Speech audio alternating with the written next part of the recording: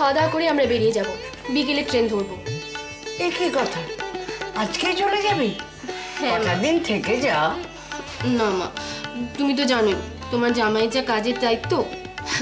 সাহেব যখন ছুটি দিয়েছিল তখনই বলেছিল, বেনার্জি তোমাকে ছুটি দিলে এই অফিসে বড্ড ক্ষতি হইয়া যাবে, তোমাকে ছুটি দিলে এই অফিস খোলাও যাক না খোলাও তা।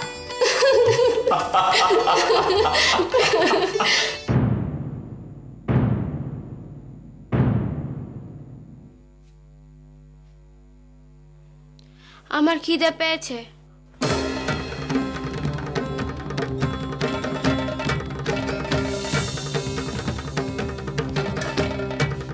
সর্বনাশ, কি কেলেঙ্কারি! হ্যাঁ, আমি লজ্জা শরম নেই তোমার? লোকগুলো জ্ঞান নেই? এখানে ভাসুর দেওয়ান লন্দায় দাঁড়িয়ে আছে আর উনি ঘোপটা খুলে এসে দাঁড়ালে কি না মহারানী খিদে পেয়েছে। এখন ঘোপটা তুলে কি হবে? সব দোষ চাপা পড়ে যাবে। বউ ভাতের পরের দিন নতুন বউ প্রথম কথা বললো খিদে পেয়েছে। আমার তো সত্যি সত্যি খিদে পেয়েছে। শুনলি সুশীল, শুনলি? এবারের আর কিছু রইল না গো, কিচ্ছু রইল না। জানি না কি শত্রুতা ছিল সৈতর সঙ্গে রে, কি কাল সাপ তুই ঘরে ঢুকিয়ে দিলি। ইচ্ছে করছে আজই দড়ি কলসি নিয়ে গঙ্গায় গিয়ে ঝাঁপ দি। মা, মা চুপ করো না।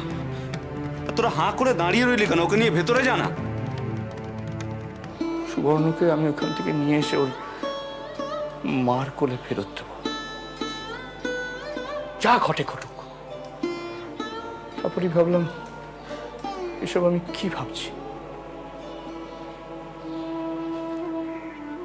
এত কিছু করে বিয়েটা দিলাম,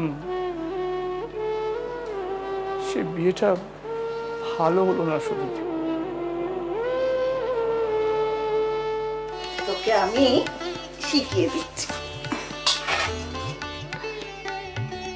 তুমি কিছু খেয়েছো? সে তোকে ভাবতে হবে না, আমি খাইয়ে দিয়েছি। ওইটুকু মেয়ে এত বেলা অবধি আমি ওকে না খাইয়ে রেখে দেবো? আচ্ছা শুধু সুবর্ণকে ওরা কষ্ট দেবে না তো?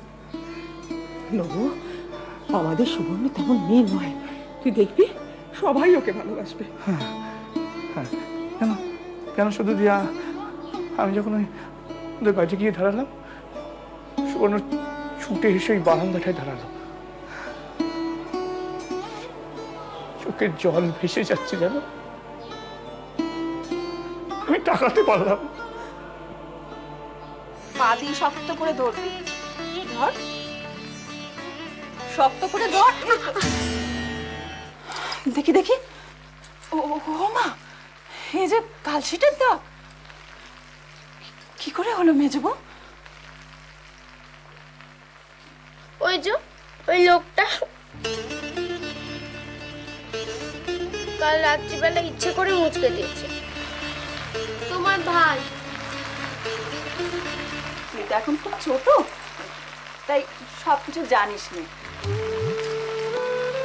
আমি যা বলছি মন দিয়ে শোন, কেমন? যে লোকটার কথা বললি আমার ভাই, ও তোর কে হয় বলতো? ওর বর হয়।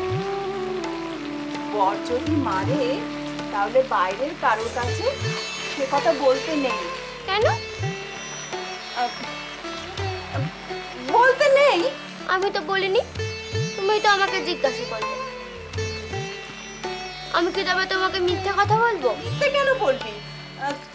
তুই তুই বলবি যে এমনি এমনি লেগে গেছে।